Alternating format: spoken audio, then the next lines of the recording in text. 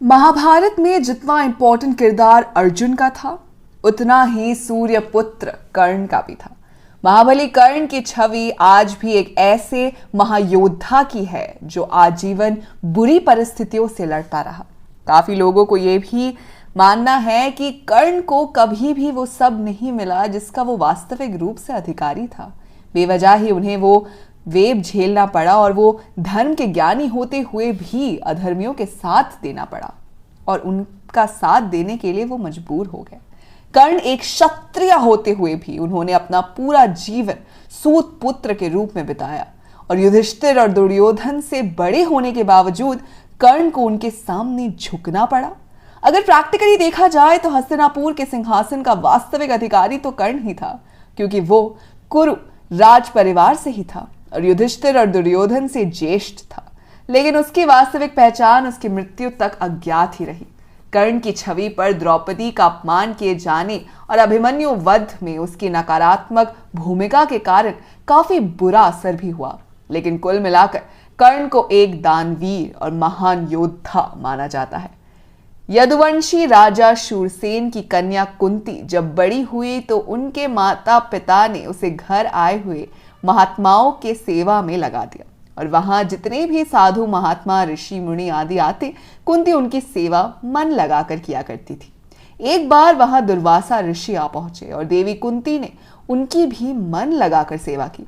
कुंती की सेवा से प्रसन्न होकर दुर्वासा ऋषि ने उन्हें एक ऐसा मंत्र दिया जिसके प्रयोग से वो जिस भी देवता का स्मरण करेगी वो वहां प्रकट हो उनकी मनोकामना पूर्ण करेंगे।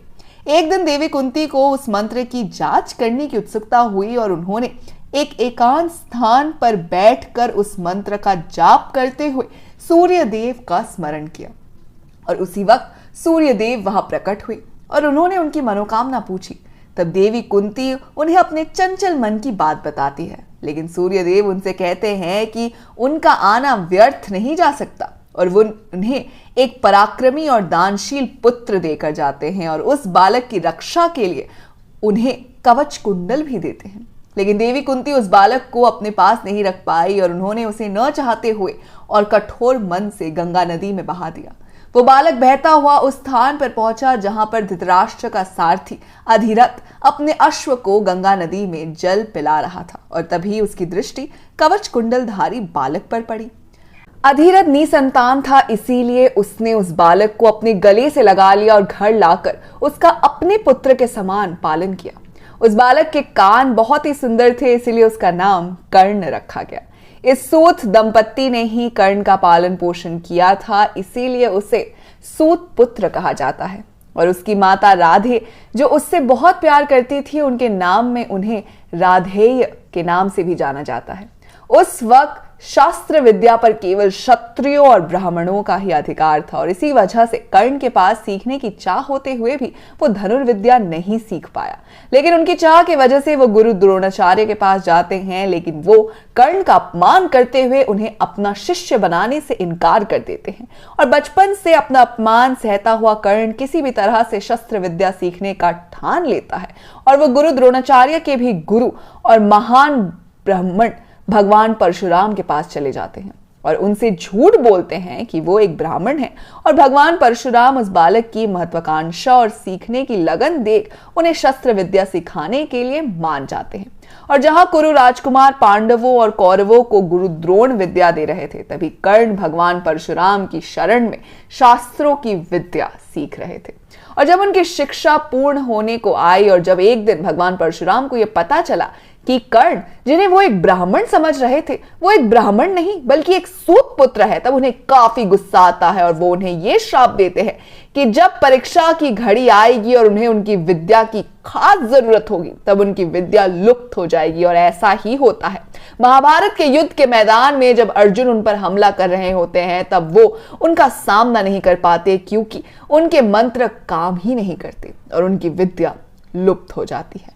अपने गुरु को नाराज करने के बाद वो अपने घर हस्तिनापुर लौटते हैं और उसी दौरान कुरु राजकुमार भी अपनी शिक्षा खत्म कर राजमहल आने वाले होते हैं और उनके लिए एक खेल का आयोजन किया जाता है कि उनमें सबसे श्रेष्ठ कौन है और कौन सूरज डूबने तक नहीं हारता और आखिर तक धनुर्धारी अर्जुन न हारते हैं और उनके गुरु द्रोणाचार्य कहते हैं कि वो दुनिया के श्रेष्ठ धनुर्धारी हैं।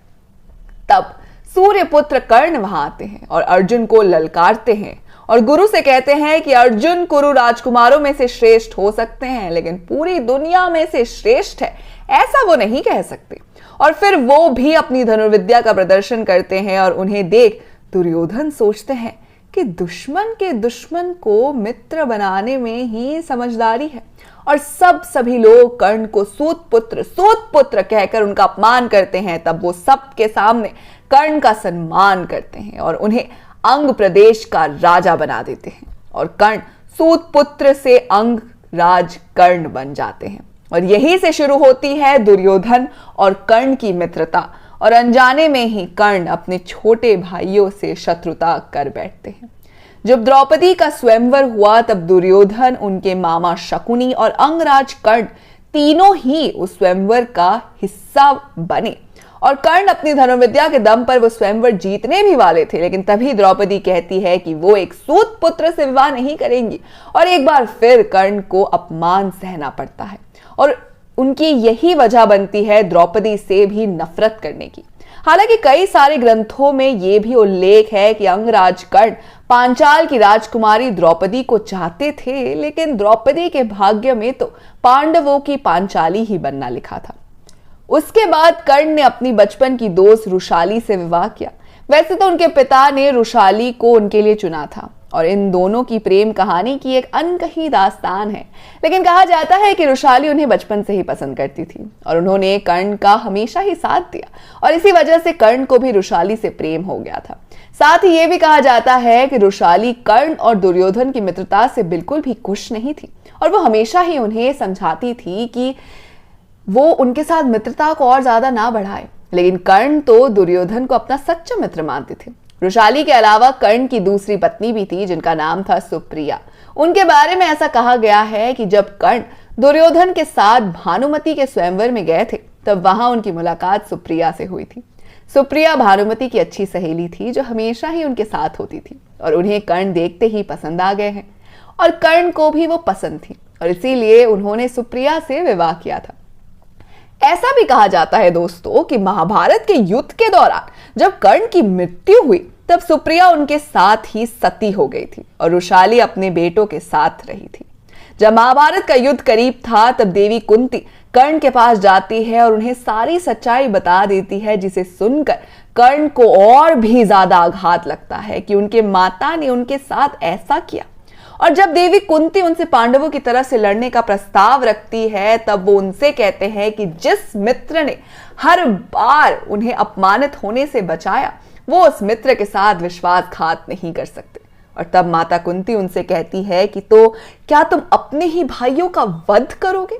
तब कर्ण अपनी माता को ये वचन देते हैं कि वो हमेशा ही 5 पुत्रों की माता रहेंगी, क्योंकि युद्ध के आखिर में या तो वो रहेंगे या अर्जुन। उन्होंने उनसे वादा किया कि वो सिर्फ अर्जुन के साथ ही युद्ध करेंगे और वो बाकी चारों पांडवों के साथ युद्ध नहीं करेंगे और वो अपने वचन पर कायम भी रहे थे।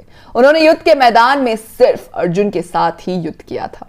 कर्ण से जुड़ी एक ये बात भी है कि जब भगवान परशुराम के आश्रम से शिक्षा ग्रहण करने के बाद वो वन में भटक रहे थे, इस दौरान वे शब्द भेदी विद्या सीख रहे थे। एक दिन जब वे इस विद्या का अभ्यास कर रहे थे तब उन्होंने एक गाय के बछड़े को अन्य वन्य पशु समझकर शब्द भेदी बाण चला दिया और उस बाण से बछड़ा मर गया।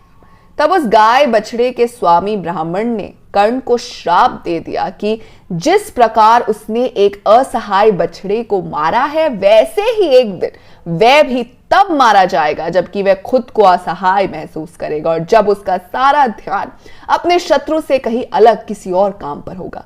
और हुआ भी यही दोस्तों।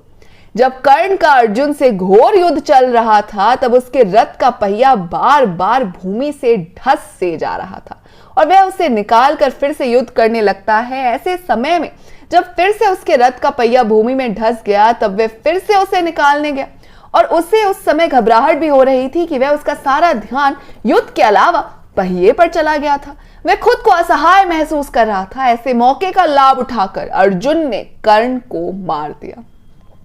कर्ण को दानवीर कहा जाता था और ऐसा भी कहा जाता है कि उनके पास से कोई खाली हाथ नहीं गया था, और यहां तक कि उन्होंने मरते मरते भी श्री कृष्ण को दान दिया था।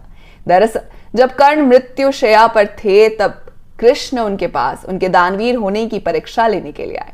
कर्ण ने कृष्ण को कहा कि उसके पास दान देने के लिए कुछ भी नहीं है। ऐसे में कृष्ण ने उनसे उनका सोने का दांत मांग लिया और कर्ण ने तुरंत ही पास पड़े पत्थर को उठाया और उससे अपना दांत तोड़कर कृष्ण को दे दिया। कर्ण ने एक बार फिर अपने दानवीर होने का प्रमाण दिया, जिससे कृष्ण काफी प्रभावित हुए। कृष्ण ने कर्ण से कहा कि वे उनसे कोई भी वरदान मांग सकते हैं। तो तब कर्ण ने कृष्ण से कहा कि एक निर्धन सूत पुत्र होने की वजह से उनके साथ बहुत छल हुआ है। अगली बार जब कृष्ण धरती पर आए तो वह पिछड़े वर्ग के लोगों के जीवन को सुधारने के लिए प्रयत्न करें। इसके साथ कर्ण ने 2 और वरदान मांगे, और दूसरे वरदान के रूप में कर्ण ने यह मांगा कि अगले जन्म में कृष्ण उन्हीं के राज्य में जन्म ले, और तीसरे वरदान में उन्होंने कृष्ण से कहा कि उनका अंतिम संस्कार ऐसे स्थान पर होना चाहिए जहां कोई पाप ना हो। पूरी पृथ्वी पर ऐसा कोई स्थान नहीं होने के कारण कृष्ण ने कर्ण का अंतिम संस्कार अपने ही हाथों पर किया, और इस तरह दानवीर कर्ण मृत्यु के पश्चात साक्षात वैकुंठ धाम को प्राप्त हुए।